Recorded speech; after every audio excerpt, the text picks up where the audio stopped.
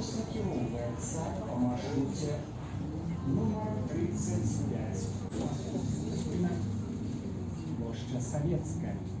Усіх вітаю, шановнае спадарства. Гэта падкаст «Утульны горад», а мяне завуць Даша, і мы з вамі ўжо не адзін дзесятак выпускаў размаўляем пра ўсякія складаныя урбаністычныя пытанні, розныя аспекты гарадскога жыцця. Але чамусьці яшчэ не закраналі тэму, якую, як мне падаецца, жывучы ў Гродні, нельга не закрануць. І тэма гэта краязнаўства.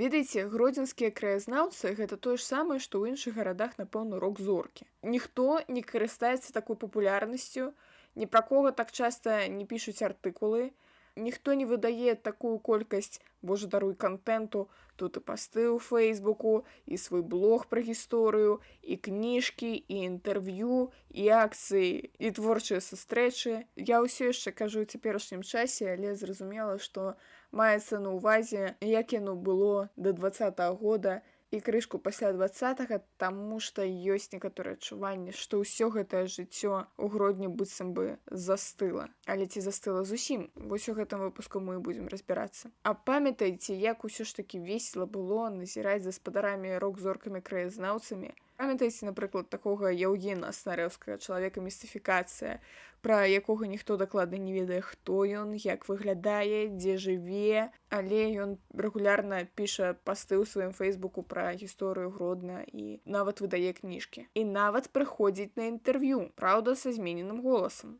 Ну вось і скажыце, у якім яшчэ горадзе можа быць такі Бэнксі ад краязнаўства, толькі ў Гродні? Акрамя Снаревскага, колькі было гэтай гісторыі пра пікеты, калі краязнаўцы і гісторыкі баранілі нейкія будынкі ад зносу, калі яны выступалі з пратэстамі супраць чагосьці, калі яны пісалі петыцыі дзеля чагосьці. Таму што мала хто ведае, але мая журналісцкая кар'ера таксама ў некаторай ступені пачыналася з краязнаўства. Бо адзін прыўкрасты год мы улетку з маім сябрам абышлі ўздоўж і ўпоперак, як прынята казаць у пэўных колах, нашу малую радзіму, і наглядзеліся там усякага. Ад пачатку гэта было проста кшталту: ого, што ў гэтай вёсцы робіць палац? Чаму тут у Гушчары раптам палац? Гэта так прыгожа, але так дзіўна. І ты ад пачатку проста ад непаразумення пачынаеш гугліць гісторыю гэтага палаца. А потым гэта ўсё закручваецца ў такое кола праблем гістарычных і сучасных, і гэта не проста як нешта напісанае ў падручніку па гісторыі, гэта нашмат больш чутлівыя для цябе тэмы і праблемы, таму што гэта ж твае родныя мясціны, у цябе з імі эмацыйная сувязь. Тут на буракі ездзілі з класам, тут бабуля твая жыла, тут твае бацькі пазнаёміліся, тут у рэчцы купаліся, упершыню плаваць навучыліся. Карацей, зразумела, што цікавасць да родных мясцін, эмацыйная прывязанасць і імпэт нараджаюць палітычнага актывіста ці палітычную актывістку. Зразумела, што палітычныя актывісты ў галіне гісторыі і спадчыны мусяць уплываць на то, як жывуць нашыя гарады, і на то, як жывем мы самі, і нашае ўяўленне аб гэтых гарадах. Карацей, варта паразмаўляць пра краязнаўства. І ў суразмоўцы я сабе абрала чалавека, пра якога на гродзенскіх сайтах была, пэўна, найбольшая колькасць навін пра гісторыю краязнаўства і актывізм. Гэта спадар Мечыслаў Ян Супрун. І зараз ён раскажа, што такое для яго, уласна кажучы, краязнаўства, і як ён дайшоў да такога жыцця. А Бог яго ведае, што такое краязнаўства. У кожнага сваё краязнаўства. Для мяне краязнаўства — гэта безаданае накапленне ведаў пра тую мясцовасць, дзе ты жывеш, вывучэнне гісторыі, культуры. А вы ж гісторык па адукацыі, так? Так. Вось каб быць краязнаўцам менавіта, ці варта мець гістарычную адукацыю, ці ўсё ж такі можна так неяк даследаваць родны край? Практыка паказвае, што практычна 80% гродзенскіх краязнаўцаў, яны, як правіла, гісторыкі па адукацыі. Аднак ёсць яшчэ 20 нейкіх аматараў. Ну, як аматары? Мы ўсе аматары. Нема такой навуковай дысцыпліны, як краязнаўства. Это больш такое, як бы, хобі для мяне асабіста. А вось краязнаўства — гэта нейкі наш беларускі феномен, ці ўсё ж такі краязнаўцы водзяцца па ўсім свеце і нешта такое робяць ва ўсіх гарадах свету? Это міжнародны феномен, тому што ва ўсіх краінах, дзе падарожнічаў, я сустракаўся з такімі рознымі людзьмі, якія збіраюць інфармацыю проста пра месца свайго жыхарства. Это можа быць вуліца, можа быць там квартал, раён. Розныя віды краязнаўства ёсць. Напрыклад, у Польшчы гэта у кожным нават маленькім мястэчку ёсць некалькі сваіх краязнаўцаў, которые папулярызуюць гісторыю свайго роднага гораду і фактично з'являються такими особами, на которых трымаецца вывучэнне роднага краю. Ну, ведаеце, мне падаецца, гэта і беларускі феномен у тым ліку, калі ў нас заязджаеш у якое-небудзь мястэчка, і там сапраўды знойдзецца які-небудзь такі каларытны чалавек, як правіла, сталога ўзросту, усе яго ведаюць, ён размаўляе па-беларуску, ён нешта там звязаны з музеем, і вось ён там то выставу арганізоўвае, то ён, значыцца, нейкія фальклорныя матэрыялы збірае, то ў яго этнаграфічная экспедыцыя. Як правіла, на яго так крышку паглядаюць, як на гарадскога вар'ята, але пры гэтым паважаюць. Хіба так, але больш для мяне такое ўражанне, што сапраўдных такіх краязнаўцаў, которые вось менавіта адданыя сваёй справе, на Беларусі можна пералічыць. Я, магчыма, памыляюсь. Наколькі я са свайго вопыту бачу, в Беларусі это больш такая з'ява абязалаўка. Як правіла, краязнаўцы в дробных гарадах это, як правіла, настаўнікі гісторыі, которых просто дырэктар школ просто абавязваюць збіраць нейкія факты для музея, каб было што паказаць там розным камісіям, калі прыязджаюць у школу, напрыклад, або там якоесьці прадпрыемства. І як я заўважала, усе гэтыя спадары і спадарні з школ, якія збіраюць нейкія матэрыялы, яны, як правіла, чамусьці збіраюць матэрыялы пра вялікую айчынную вайну, вось менавіта з такой інтанацыяй «вялікая айчынная вайна» трэба прамаўляць. Ну так. Калі прыходзіш в такі музей, вось невялікая частка звязана з этнаграфіяй, там паставяць некалькі тых ручнікоў, збанкоў. Вільная доля сапраўды звязана менавіта з вайной. Такое ўражанне, што акрамя вайны ў нашай гісторыі нічога не было. Але гэта не так. І сапраўдныя краязнаўцы, тру-краязнаўцы, а не гэтыя прызначаныя дырэктарам школы, якраз такі робяць шмат чаго вясёлага, каб пераканаць шырокія грамадскія масы, што было шмат чаго яшчэ цікавага і вясёлага. Напрыклад, вядуць блогі, напрыклад, пішуць жывы дзённік. Я, карацей, залезла ў ваш Life Journal. У вас неяк пасты, артыкулы пра гісторыю яшчэ чаргуюцца з гісторыямі пра тое, хто дурыць грамадзяніна Караніка. Вось нешта такое каля палітычнае. У мяне пытанне, у які момант вось гэтае вывучэнне роднага краю, збор інфармацыі пра родныя мясціны, этнаграфічныя усякія рэчы, яны пачынаюць пераплятацца з усякімі палітычнымі падзеямі і палітычным актывізмам. Гродзенская справа это вельмі цікавая справа, тому што праз колькі пакаленняў чыноўнікаў, которые у нас тут былі ў Гродні, вось апошнія, это менавіта вось Кой, перад Каранікам хто быў? Краўцоў. Для тых, хто раптам забыўся, хто ўсе гэтыя людзі, нагадваю. Спадар Уладзімір Васильевич Краўцоў займаў пасаду старшыні Гродзенскага аблвыканкама з 2014 па жнівень 2020 года. Мечыслаў Браніславіч Гой займаў пасаду старшыні гарвыканкама з 2014 па 2023 год. Больш ён гэтую пасаду не займае. Ну а Уладзімір Степанович Каранік займае пасаду старшыні Гродзенскага аблвыканкама з 2020 года. Гэта людзі, з якімі было сапраўды можна размаўляць і дамаўляцца аб нечым. Як правіла, яны заўсёды чыталі мясцовую прэсу. Я заўважыў, што на іх можна трохі паўплываць праз такую фортку, як свой Life Journal, які пасля перапошчвалі іншыя новасныя парталы гродзенскія. Так? Напрыклад, мой артыкул «Казёл з Фонтенбло» у Старым замку. Там была вельмі цікавая гісторыя, звязана з тым, што на распіл Гродзенскага замка была... Распіл ён так і называецца афіцыйна? Ну, не распіл бюджэту на Гродзенскі замак, тому што любое будаўніцтва мерапрыемства ў Беларусі звязана з такім феноменам, што на добраўпарадкаванне пэўнага аб'екта заўсёды выдзяляецца пэўная колькасць грошай. Так? З такой умовай, што за пэўны перыяд часу гэтыя грошы павінны быць асвоеныя. І сутнасць у тым, што калі арганізацыя не паспявае асвоіць гэтыя грошы, то пазней сутыкаецца з цяжкасцямі ў фінансаванні. Хочаш не хочаш, арганізацыя, якая займаецца вось гэтымі будаўніча-падраднымі мерапрыемствамі, у апошні такі момант пачынае проста грошы распыльваць на вецер. Статуі, вазоны, которые каштуюць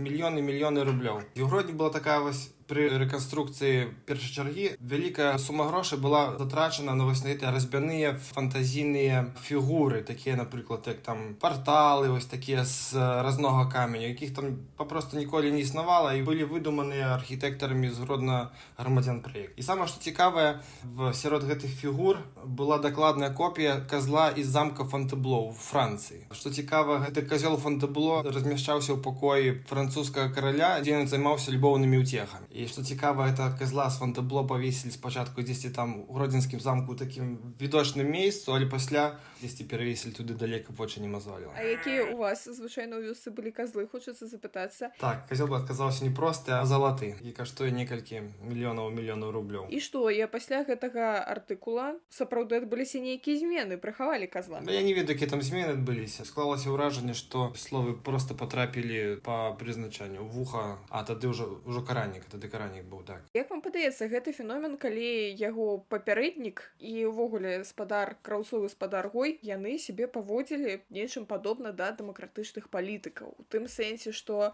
а мы чытаем прэсу, а мы глядзім, што каго ў горадзе хвалюе, а мы неяк на гэта рэагуем. Я здагадваюся, чаму так адбывалася, таму што час іх кіравання прыпадае на годы такой пацяплення адносін з захадам. Гродно было звязана з шматлікімі праектамі, які фінансаваліся пры дапамозе Еўрапейскага Саюзу. Розны там трансгранічныя праекты, шлях Тызенгауза або там... Шлях Тызенгауза — гэта такі праект паміж горадам Гродна і горадам Сакулкай. Гэта польскі горад такі. Як напісана у мэтах і задачах праекта, праект накіраваны на паляпшэнне турыстычнай інфраструктуры і дасяга да аб'ектаў культурнай гістарычнай спадчыны, у тым ліку для людзей з абмежаванымі магчымасцямі ў Сакольскім і Гродзенскім рэгіёнах. Веласцежкі, які пабудавалі вакол Гродна. Нашыя чыноўнікі такое вось адчулі, што трэба все-таки прыслухоўвацца да мясцовых краязнаўцаў, тому што яны благога нічога не параюць. Пачалося вось такое адраджэнне гістарычнага цэнтра, такое ён ажыў, пачаліся адкрывацца розныя кавярні, былі прыстасаваныя піўніцы старых будынкаў. Піўніцы — гэта якраз падвалы, дзе захоўвалася піва ці ўсякія астатнія прышпільныя напоі. Вельмі такая цікавая з'ява ў Беларусі, амаль што хіба нідзе такога няма, што каб ідзеш па цэнтру, і ў падвалах, которым 200-300 гадоў, можна папіць піва, паразмаўляць з сябрамі. Чыноўнікі проста пайшлі пахваліваць гэтай вось еўрапеізацыі горада. На хвіліну забыліся, што яны не прызначэнцы, так, а што яны сапраўды могуць размаўляць з жыхарамі горада, могуць прыслухоўвацца да іх, могуць зрабіць якіясьці там праекты, которые будуць на карысць не толькі гарадскога бюджэта, але жыхароў горада. То бок, вяртаючыся да пытання, што там у нас з краязнаўцамі і палітыкай, звычайна у файнай і добрай сітуацыі краязнаўцы проста больш разумеюць, што як мусіць адбывацца ў гэтым горадзе за кошт таго, што яны ім цікавяцца і займаюцца, хто прафесійна, а хто аматарскі. Пры гэтым палітыкі, урад гарадскі, калі яму не ўсё адно на тое, што там думаюць жыхары і што думае экспертная супольнасць, можам так краязнаўцам назваць, то яны звычайна прыслухоўваюцца, і калі краязнаўцы ў сваіх блогах пішуць, што чувакі, не рабіце так, гэта дрэнная ідэя, то яны могуць узяць нейкую іншую ідэю тых жа краязнаўцаў. Я сапраўды толькі больш-менш удала пакамунікаваў за сваім цёзкай Мечыславам Гоем. Так, першая моя сустрэча з ім была звязаная тым, што ў Гродзенскім парку Жалібера стаяў такі вялізнае старое дрэва, ясень, который ўжо давно высах, і астаўся ад яго толькі такі вялізны ствол. Паступіла такая інфармацыя, што гэта дрэва ў хуткім часе сякуць, зрэжуць і на гэтым месцы проста засеюць там траву або штосьці такое. Перад гэтым мне была сустрэча маім такім сябрам, які паказваў фотаздымкі сваіх падарожжаў. Мяне зацікавіў такі адзін здымак, дзе стаіць паваленае дрэва, сухое ўжо, і зрэзана калодка. Дрэва, которому было не 100 гадоў. Вось. І на гэтых кольцах гадавых пазначаны даты, што там адбывалася ў гэтым горадзе. Тое спілаванае дрэва ў Гродзенскім парку мела каля 200 гадоў, так, я прапанаваў такую ідэю, то можна было б такое штосьці падобна зрабіць і ў нас. Вось. На гэтым спіле змесціць даты, звязаныя з гродзенскімі вось падзеямі рознымі. І мяне тады запрасіў, я не памятаю, які спосаб, хіба патэлефанавалі мне з гарвыканкама, і запрасіў на сустрэчу тады з Русланом Кулевічем. Руслан Кулевіч са мной пашоў. Калі раптам хтосьці з вас не ведае, то я здзіўленая. Але Руслан Кулевіч — гэта такі вядомы гродзенскі журналіст, краязнаўца, актывіст. І я думаю, вы ўсё ж такі яго ведаеце, але я мусіла проста гэта пазначыць. Мы пайшлі разам да Мечыслава Гоя, вось, і пазнаёміцца і паразмаўляць, скажем так. Падчас сустрэчы было паабяцанае вось сапраўды штосьці зрабіць з гэтым дрэвам. Руслан арганізаваў конкурс, што можна прыдумаць з гэтым дрэвам. Арганізаваны конкурс, таму што у нас была дамова, што Мечыслав Гой сказаў, што типа добрая у вас ідэя, хлопцы, рабіце. Галасаваў увесь горад. Выбралі там праект. Вось, гэты праект быў накіраваны гарвыканкам. Вынік быў які? Вынік быў тады ніякі, таму што тое дрэва ўсё-такі спілавалі і на яго месцы пасадзілі малады ясень. Вось. Як мінімум нам далі шанец штосьці самім такое прыдумаць. Самім гаражанам, это быў першы такі выпадак, калі самым гаражанам далі магчымасць выбраць праект менавіта ў такі спосаб грамадскі. Вось, але Мічслагой даў зразумець, што я тут улада, то, што вы выбралі мяне, не датычыць. Слова даў, слова забраў, вось, і зрабіў все роўна все па-свайму, так як яму Тут захацелася. я мушу з ім стаць. Пасля некалькі разоў сутыкаліся, я хадзіў на сустрэчы, звязаныя з руйнаваннем гродзенскіх будынкаў. Тады пашла такая хваля, што на вуліцы Міцкевіча збіраліся знесці гэтыя мадэрновыя драўляныя будынкі пачатку 20-го стагоддзя. Дом з смокамі суседні. Праўдамі, усімі неправдамі ўдалося неяк гарадскія ўлады памяць сваё рашэнне, і дамы захаваліся. Вось. Сутнасць гэтай сітуацыі ў тым, што на сайце гарвыканкама з'явілася інфармацыя, што гэтыя будынкі знясуць, а на іх месцы хочуць узвесці гандлёвы цэнтр. Всіх жадаючых пабудаваць тут гандлёвы цэнтр, проша там такога-то дня з'явіцца ў гарвыканкаме або аблвыканкаме і на пэўную працэдуру прайсці. Мы пусцілі тады такую хвалю народнага гневу, ў ўсіх сацыяльных сетках пісалі, што гэты будынкі нельга зносіць, што іх трэба захаваць. Хіба што падчас гэтай першай хвалі все-таки была проба прадаць гэтыя будынкі, але на вялікае наша шчасце, бо ніхто іх не купіў. Тады ўжо хіба ўлады прыслухаліся да нас і вырашылі будынкі прадаць з аўкцыёна з умовай іх захавання. Што мы бачым цяпер. Так, яны стаяць захаваныя, адзін там штосьці робіцца ўнутры, другі ўжо дах памянялі. Будынкі, правда, праходзіць такі еўрарамонцік, але галоўнае, што мы іх захавалі, магчыма, што ў лепшыя часы іх адновяць так, як трэба. Дарэчы, наконт захаванне спадчыны, аднаўленне спадчыны усяго астатняга у нас была размова са спадаром Сцяпанам Стурэйкам. І мы даволі з ім шмат абмяркоўвалі, што гэта вельмі спрэчная тэма, што аднаўляць, што не аднаўляць, што рэстаўраваць, што не рэстаўраваць, што будаваць з нуля, што лепей не чапаць, а па якім праекце і так далей. І галоўная думка спадара Сцяпана была не ў тым, што і як, а ў тым, каб былі грамадскія спрэчкі, дыскусіі і каб людзі ўдзельнічалі ва ўсіх гэтых абмеркаваннях. Красей, што спадчына гэта хутчэй грамадскі працэс дамоўленасці аб тым, што такое для нас спадчына, чым канкрэтныя фізічныя аб'екты. Ці можаце вы пагадзіцца з такой думкай? Я лічу, што все-таки в гэтым плане не павінна быць такой дэмакратыі. Спадчына все-таки это такая з'ява, што з гэтым павінны працаваць спецыялісты. Для сябе, за прыклад, заўсёды стаўлю польскую сітуацыю, тому што ў Польшы ёсць такая пасада, як кансерватар забыту. Такі чалавек, які вось на ўсё воеводства займаецца менавіта старымі культурнымі аб'ектамі. Менавіта ён прымае рашэнне, што рабіць тым або іншым. Гэта асоба такая, правіла, дасведчаная, адукаваная, і менавіта ён будзе больш ведаць, што рабіць у тым або іншым выпадку. Атрымліваецца, што ў Беларусі ў той жа час такой пасады няма, у нас усё вырашаецца кшталту, вось гарадскія ўлады вырашылі аднавіць ці зруйнаваць, ці адрэстаўраваць. Так, это все адбываецца рандомна, і звязана гэта перш за ўсё з пункту фінансавага, таму што в Беларусі справу вырашае той, у каго ёсць грошы. І калі ўлады бачаць, што, напрыклад, можна знесці гэты 100-гадовы будынак і на яго месцы пабудаваць нейкі там гандлёвы цэнтр і пры гэтым зарабіць грошай у гарадскі бюджэт, улады, правіла, гэта і зробяць. Колькі такіх сітуацый было ў Гродні, напрыклад, гісторыкі, краязнаўцы абаранялі царскія казармы на вуліцы Пабеды, здаецца. Увогуле афіцыйна гэта праспект Янкі Купалы, але вы разумееце, вуліца Пабеды там побач якраз. Будынкі былі ў вельмі такім нармальным яшчэ стане, але ўлады вырашылі прадаць гэты кавалак зямлі, каб казармы знесці. На іх месцы пабудавалі гіпермаркет «Карона». Ну, слухайце, рыначак парашаў, той самы выпадак, калі капіталізм на блага не ідзе. Ну, атрымліваецца, што калі ўсё ж такі у тых рэдкіх выпадках, калі грамадскія колы перамагаюць, застаюцца тыя будынкі каштоўныя. Калі не перамагаюць, то застаецца цэнтр «Карона». Хацела яшчэ у вас запытацца, можа быць, ёсць нейкія... Ну, вось, гэта даволі добры прыклад, калі удалося адстаяць, калі далі рады адстаяць тыя мадэрновыя дамы, вось яны неяк адбудоўваюцца зараз. А можа быць, яшчэ ёсць нейкія класныя прыклады таго, як мы пераканалі гарадскія ўлады, у нас усё атрымалася. Вельмі класны праект быў зацверджаны Міністэрствам культуры ў 2021 годзе. Генплан Гродна, які ўключаў сябе праект аднаўлення страчаных будынкаў у цэнтры Гродна. Проста калі б гэты праект быў прыняты гадоў 20 назад, я думаю, што ўдалося пазбегнуць шматлікіх зносаў будынкаў, якія адбываліся на працягу вось гэтага часу. Было панішчана вельмі шмат будынкаў, якія можна і варта было б захаваць. У чым заключаецца гэты праект? Некаторыя вуліцы збіраюцца паводле гэтага праекта зрабіць пешаходнымі, такія як Великотроецкая хіба і Карла Маркса ў будучым. Рэнавацыя гістарычнага цэнтра з адбудовай палаца Радзівілаў, фары Вітаўта і ратушы, плюс некаторыя кропкавыя з найбольш такія значныя страчаныя аб'екты. Што яшчэ было рэалізавана ў Гродні за гэты перыяд? Было некалькі такіх цікавых праектаў. Спроба захаваць некаторыя дамы на Новым свеце, напрыклад, дом рамёстваў быў створаны на вуліцы 17 верасня.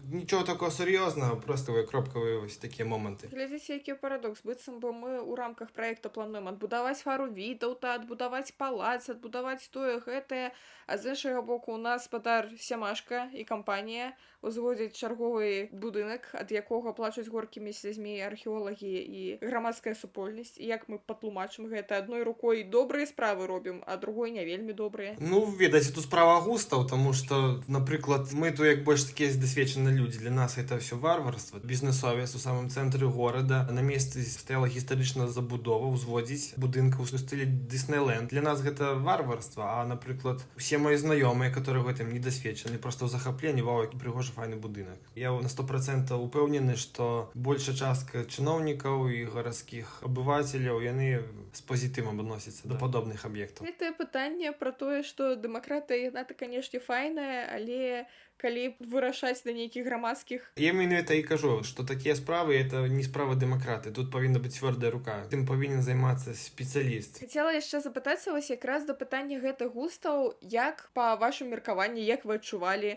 уся ваша актыўнасць, калі вы тут стаіце з плакатам і потым атрымліваеце за гэта штраф. Тут мы, значыцца, захоўваем будынак усёй грамадскай супольнасцю. Тут ходзім на сустрэчу са спадаром гоем, так сабе задавальненне, я думаю, і пытаемся пра нешта дамовіцца, а як гродзенцы ў шырокім сэнсе да гэтага ставіліся? І была нейкая справа да тых чарговых дамоў на Новым свеце ці яшчэ да чагосьці? Можа, і гэта і не хвалявала. Ну, казёл і казёл, ну, стары замак і стары замак. Большая частка насельніцтва горада такая індыферэнтная. Это мой такое асабістае ўражанне. Я, магчыма, памыляюся, але ж мой такое асабістае ўражанне, што ёсць там, напрыклад, гістарычны цэнтр, дзе можна там выйсці прагуляцца на выходныя, там зайсці папіць квасу або там з'есці якое цяста, і на гэтым функцыя гістарычнага цэнтра для іх заканчваецца. Там, ну, яшчэ зрабіць пару фотак у Інстаграм, вось. А для нашага движняка, так, у нас вроде бы движняк свой, беларускамоўны такі, скажем, краязнаўчы такі, там, дзе сустракаліся гісторыкі, краязнаўцы, вось, розныя там людзі такой сферы, вось. Ну, для нас гэта ўсё выглядае па-іншаму. Я заўсёды падзяляў радзенцаў менавіта вось на такія две катэгорыі. Людзі, которые цікавяцца жыццём горада, гісторыяй горада. І людзі, которым больш-менш все роўна. Ну, глядзіце, тут каб не быць у такой элітысцкай пазіцыі кшталту, а вы нічога не разумееце, вам абы селфі зрабіць у Інстаграм, ну, можа быць, варта патлумачыць, а ў чым, на вашу думку, каштоўнасць гістарычнага цэнтра, акрамя таго, што, ну, па-першае, гэта прыгожа? Гэта патрэбна, па-першую чаргу, для таго, каб людзьмі звацца. Акрамя прэстыжу, акрамя нацытворчага фактару, гэта яшчэ і добры такі інвестыцыйны фактар. Напрыклад, чалавек падарожнічае, і першы куды ён едзе, гэта гістарычны цэнтр якосці горада. Напрыклад, у Кракаў, там, або Капенгаген, або Дрэзден. Ён не едзе аглядаць спальныя раёны, ён не едзе аглядаць фабрыкі, заводы, ён едзе менавіта ў гістарычны цэнтр, дзе ходзіць па музеі, фотаграфуецца на фоне гістарычных будынкаў, ідзе ў кавярню або рэстаран, яму ж трэба дзесьці перакусіць. Мы бачым, што функцыя гістарычнага цэнтра прыцягнення сродкаў з турыстаў, укладванне грошаў у развіццё гістарычнага цэнтра, это вялікая інвестыцыя для будучага. Зразумела, я б сказала яшчэ, калі вы хочаце быць Еўропай і жыць як у Еўропе, вы паглядзіце на еўрапейскія гарады. Там менавіта так, то і мы мусім, напэўна, так рабіць. І тут вы, пэўна, заўважылі, што ўсе нашы разважанні пра гродзенскае краязнаўства гэта пра перыяд да 2020 года. Таму што зараз немагчыма уявіць, як гэта праводзіць грамадскія кампаніі, нейкія рабіць на сайце конкурсы, пытаць грамадскага меркавання, хадзіць на сустрэчы з адміністрацыяй. Гэта ўсё падаецца, калі не немагчымым, то вельмі небяспечным. І рызыкі такія, што правяраць абсалютна не хочацца. І вось тут я задаюся пытаннем, актуальнымі для маёй дзейнасці ў тым ліку, а ці можна працягваць усю сваю актывісцкую, краязнаўчую і іншую дзейнасць, калі ты не жывеш у горадзе, на які ўся твая дзейнасць накіраваная. Окей, давайте тады да фінальнага пытання. Ці можна працягваць краязнаўчую дзейнасць, калі вы проста фізічна не знаходзіцеся ў гэтым горадзе пэўны час? Напрыклад, мне можна. Мне ёсць шмат, напрыклад, непрацаваных запісаў з архіўных пасядзелак, скажем так. Мне было такое хобі, якое з'явілася ў часы студэнцтва яшчэ, калі пісаў свае спачатку курсавыя, дыпломныя. Я заўсёды меў такі шытак пры сабе, дзе запісваў розную такую цікавую, але непатрэбную мне інфармацыю на дадзены момант. Калі скончыў універсітэт, гэта хобі маё засталося за мной. І проста вольны час я мог на гадзінку, другую, трэцюю проста заехаць пасядзець у гродзенскі гістарычны архіў, дзе памяшчаюцца дакументы канца 18-го, пачатку 20-го стагоддзя. Выпісваў шытачак свае тыя розныя такія цікавыя факты. Цяпер, калі не знаходжуся ў гародні, вось гэта можна, гэтыя ўсе запісы проста апрацоўваў. У будучым яны будуць у новым выданні кнігі біяграфіі гарадзенскіх вуліц. Далося вельмі шмат цікавых фактаў знайсці, вось там зняпраўдзіць інфармацыю, якая была пра іншыя будынкі. Вось. Працэс ідзе, і я лічу, што колькі будзе існаваць гародня, заўсёды будзе з'яўляцца якаясьці новая інфармацыя пра яе. Мы не можам фізічна перарыць архівы, мы не можам даведацца пра гісторыю горада менавіта ў гэты час. Это збор інфармацыі яшчэ будзе працягвацца вельмі доўга. Напрыклад, я вось кончыў рэдагаваць паводле сваёй інфармацыі кнігу біяграфію гарадзенскіх вуліц 10 год назад, але надалей у галаве ў мяне з'яўляюцца такія думкі, і проста ідзеш і думаеш, божачкі, гэта было не пра гэты будынак, пра суседні, або там, напрыклад, нолькавае прозвішча ўладальніка, потым выясняецца, што гэта там гэтаму брат, і проста гэты будынкі як бы не адзін, а на самом рэч два. Ну, такіх многа выпадкаў сустракаецца вось па ходу вось аналізу інфармацыі. А напрыканцы я здала спадару Мечыславу сваё традыцыйнае пытанне. Ці не варта шаноўным слухачам і слухачкам падпісацца на якія-кольвек карысныя рэсурсы? І гэта быў першы выпадак, калі госць адказаў, што не трэба. Нема такого нічога. Я апошнім часам вельмі мала удзяляю увагі свайму блогу і сваім допісам, таму што это на дадзены момент я лічу, што это проста бессэнсоўна. Это як бы размова з самім сабой, таму што цяпер, акрамя гэтых горадабудаўнічых праблемаў, беларусаў з'явілася шмат іншых. Я шчаслівы ў тым плане, што калісьці асноўнымі праблемамі для мяне было руйнаванне гэтых дамоў. Мы, на жаль, жывем цяпер у такі час, калі гэта ўсё з'яўляецца незначным параўнанні з тымі праблемамі, якія адбываюцца вакол нас. Вось на такой невесёлай ноце мы мусім скончыць наш выпуск і другі сезон падкаста «Утульны горад» увогуле. Так супала, што ў мяне са спадаром Мечыславам нейкія падобныя экзістэнцыйныя думкі наконт таго, навошта рабіць нейкі інфармацыйна-адукацыйна забаўляльны кантэнт у часы, калі людзям не да гэтага. Я, напрыклад, самой сабе заўсёды кажу, што асабіста мне, як бы не было цяжка, ад часу да часу хочацца залезці пад коўдру нармальнасці і пачытаць тэлеграм-каналы пра урбаністыку, пра гісторыю, пра краязнаўства, пра гродзенскую спадчыну, паслухаць падкасты на гэтую тэму, паглядзець відэа. Пры гэтым я трымаю ў галаве, што я магу назапашваць шмат ведаў пра тое, як варта кіраваць горадам, што варта рабіць у гарадах, які мусіць быць лёс гісторыка-культурнай спадчыны. Я магу фантазаваць пра тое, як я прыеду ў Беларусь і буду таксама займацца краязнаўчай дзейнасцю або браць інтэрв'ю ў краязнаўцаў, але ўсё адно даводзіцца трымаць у галаве, што ўсе гэтыя нашыя пытанні велашляшкоў, аднаўлення гісторыка-культурнай спадчыны і кіравання горадам, гэта пакуль такія тэарэтычныя веды, якія мы яшчэ невядома калі дамо рады жыць на практыцы, і даводзіцца толькі назапашваць гэтыя веды і лезці пад коўдру нармальнасці з навушнікамі ў вушах, а ў навушніках будзе граць новы выпуск падкаста. Шаноўнае спадарства, калі ласка, стаўце лайкі, зорачкі, усе астатнія прыемныя адзнакі гэтаму выпуску. Я не магу вам нічога гарантаваць, але думаю, што якім-кольвек чынам мы з вамі аднойчы пачуемся. Набывайте поездные билеты на початку поездки.